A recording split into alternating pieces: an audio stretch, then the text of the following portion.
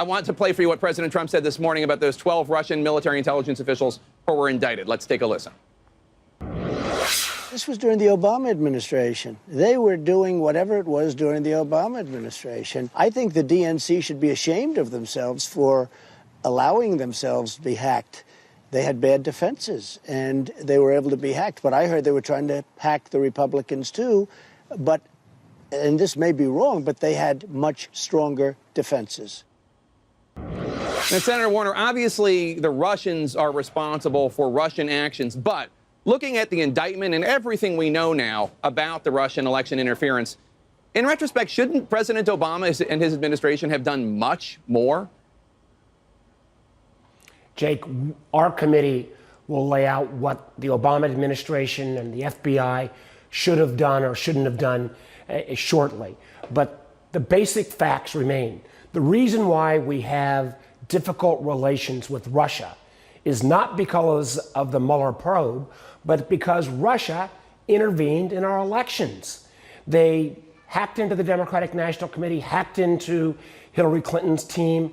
They interfered in over 20 states' electoral systems. They used social media in ways that were unprecedented. This was a full-on assault on our democratic system. And matter of fact, as the intelligence community assessment made and our committee reaffirmed, they did it with the intent of helping Trump and hurting Clinton. That's the reason why we have difficult relations with Russia. And I'm stunned that this president will not call out Vladimir Putin or Russia's bad behavior. And frankly, one of the things I'm most worried about is we need to have other Americans in the room. Vladimir Putin is a trained KGB agent. He may come in with maps of Syria or maps of Ukraine. And frankly, I think he'll take advantage of this president who we know doesn't do much prep work before these meetings. We need other individuals from his administration in the room so we know that at least someone will press the Russians on making sure they don't interfere in future U.S. elections. Matter of fact, this is not just happening with us. I'm meeting tomorrow with parliamentarians from across NATO countries who've also been the victims of Russian intervention to see what we can do in concert to make sure it doesn't happen again. I'd wish we'd have that same kind of attention from the president.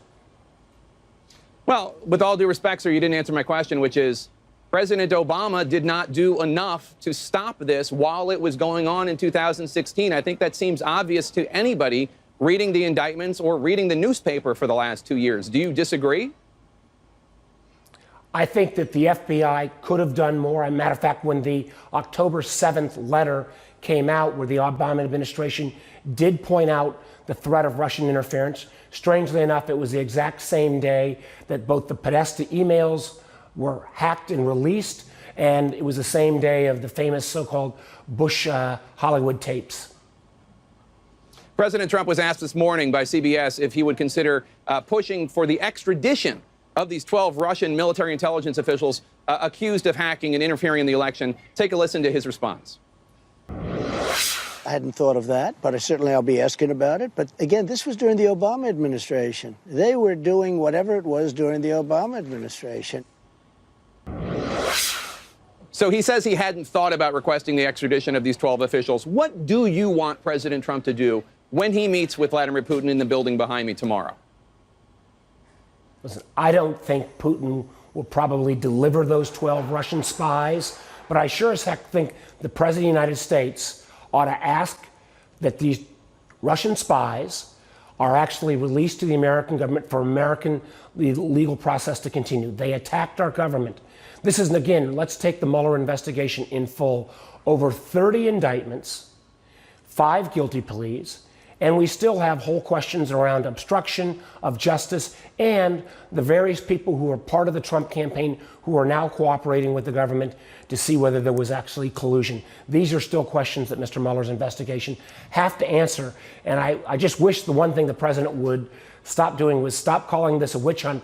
This has been a very productive investigation that has put further proof to the facts around the Russian intervention in our elections. After the indictments were issued, Michael Hayden, President Bush's former CIA director, said to me that the next indictments he anticipates when they come will likely name American citizens. Take a listen. The more this goes, the richer in detail we get, the more I begin to believe that we're probably going to see a widening circle here of people becoming involved. I would not be surprised if this were not the last indictment we see that doesn't mention an American. Do you anticipate indictments of American citizens next? Well, Jake, I'm not sure what Mr. Mueller is going to do next. I do know that we have in the public domain the fact that Russian agents reached out to Mr. Papadopoulos, a Trump campaign official. We know that Russian agents met with Trump's son, his son-in-law, and his then campaign manager to try to offer dirt on Hillary Clinton. We know from the indictments that Mueller put out on Friday that the very day that Mr. Trump called on the Russians to try to hack into the Clinton emails, well, Russian spies actually that day did try to attempt to hack into the Clinton campaign. So I would not be surprised at all if whatever is coming next from Mr. Mueller might end up involving Americans. Let's face it, there are a number of individuals from Trump's former national security advisor, General Flynn, to his deputy campaign manager and others who are cooperating with the government. I don't know what that cooperation involves, but I believe we've not seen the results of all that work yet. But just to ask you, do you have any hesitation criticizing President Trump while he's overseas, giving the old adage that politics should stop at the water's edge? Listen, I am saying to Mr. Trump and to his White House, let's make sure that we put more people in that meeting with Vladimir Putin, a trained KGB agent. We need to make sure that the Americans, and for that matter, the world, gets a straight story of what happens in that meeting.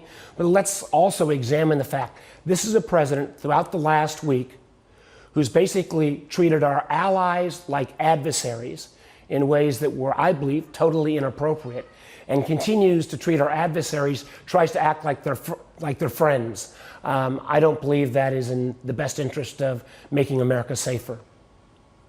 The indictment also outlines Russian government hackers targeting political committees and campaigns, as well as voter software and state voter registration systems in 2016. The intelligence community has been unanimous in warning about similar attacks in November's midterm election. The U.S. has imposed sanctions as punishment. Do you think that these sanctions are simply not working? And is the U.S. ready for the midterm elections, ready to have these elections without interference? Well, Jake, I think there's more to be done. And I'm very proud of our Senate Intelligence Committee, where we've got bipartisan legislation that would actually improve election security. I'm proud of the fact that Congress acted to put out $380 million of additional funds so that states could upgrade their voting machines so there actually is a paper trail. In a normal administration, because elections touch federal, state, and local, there would be someone designated out of the White House on election security to make sure there's better coordination. Because as you've mentioned, even the Trump election or intelligence officials have said Russians will be back. I think it's an embarrassment that this White House has not made election security a top priority and has not put the kind of attention and focus on it that we need. The truth is, I'm not sure we're fully prepared. We had hearings just this past week where we brought in some of the vendors who control, 3 vendors control 90% of all of the IT systems that deal with the voter files. I think we need to do more education at the state and local level. Again, a normal administration, this kind of election security coordination would be done out of the White House, but as Trump's own intelligence officials have indicated, there's been no signal from the White House that election security in 2018 should be a priority. You raised President Trump's behavior at the NATO summit. The NATO Secretary General has said that President Trump has had success in pushing U.S. allies to spend more on defense, which has long been a charge of U.S. presidents. Take a listen to this exchange.